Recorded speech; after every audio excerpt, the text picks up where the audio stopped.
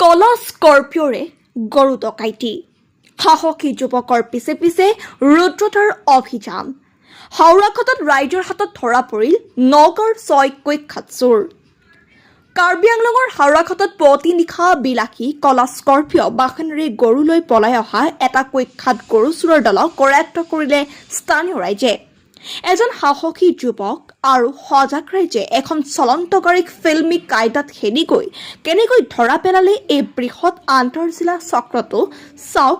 আমাৰ এই বিশেষ প্ৰতিবেদন AS01 GG 7927 নম্বৰৰ এখন বিলাসী কলা ৰঙৰ স্কৰ্পিঅ' বাহনেৰে মানজানৰ ফালৰ পৰা আহি আছিল নগাঁৱৰ চোৰৰ দলটো বকলিয়াঘাটৰ এজন সজাগ যুৱকৰ সন্দেহ উপজাত তেওঁ নিজৰ বাহনেৰে ফিল্মি ষ্টাইলত খেদি যায় স্কৰ্পিঅ'খনক হাওৰাঘাটৰ তিনিআলিত যুৱকজনে চোৰৰ গাড়ীখন আগভেটি ধৰে যদিও চালকজনে গাড়ীখন বেক কৰি তীব্ৰ বেগেৰে পলাই আহে অৱশেষত পুৱা 4:30 বজাত হাওৰাঘাটৰ বৰবিল অঞ্চলত ৰাইজে আগচি ধৰাত চোৰকেইজনে বাহনখন পথতে এৰি পথাৰে দৌৰি পলাই যাবলৈ চেষ্টা কৰে কিন্তু স্থানীয় ৰাইজে খেদি আটাইকেইটাইকে কৰায়ত্ব কৰে আৰু উত্তম মাধ্যম সোধাই হাওৰাঘাট আৰক্ষীক গতাই দিয়ে আৰক্ষীয়ে গাড়ীখনৰ পৰা দুটা জীৱন্ত গৰু উদ্ধাৰ কৰাৰ লগতে ধৃত আব্দুল নাছিৰ মুকেশ আলী চকছুদ্দিন ইছলাম আশ্ৰাবুল ইছলাম মোকাৰুল ইছলাম আৰু ফয়জুল ইছলামক বৰ্তমান জেৰা অব্যাহত ৰাখিছে কাৰ্বি আংলং জিলাৰ দকমুকৰ পৰা নেত্ৰকমল শৰ্মাৰ ৰিপৰ্ট নিৱাস অসম লাইভ তোৰ নাম কি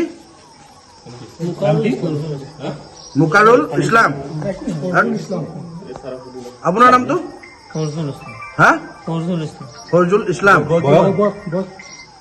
ক'ত ঘৰ চাপৰমুখ কেইজন আহিছিলে 6জন আহিছিলে কি কৰিছিলে আপোনালোকে আমি আহিছো কালি শহুৰৰ ঘৰত সিহঁতে কৈছে পাৰ্টি খাব আহিছো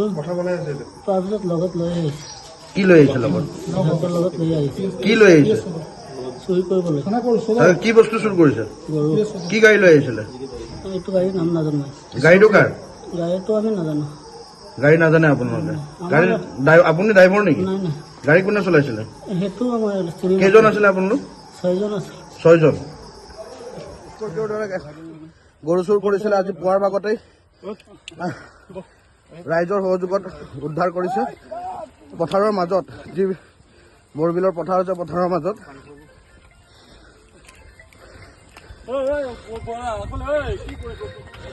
ধৰিছে 4জন ধৰিছে আৰু 2জন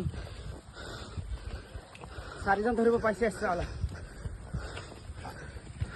বৰবিল ডাইৰেক্ট বৰবিল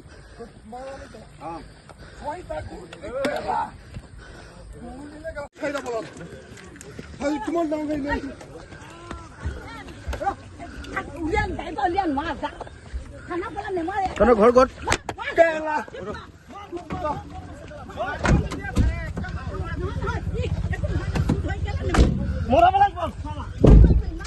ঘৰ ক'ত তহঁতৰ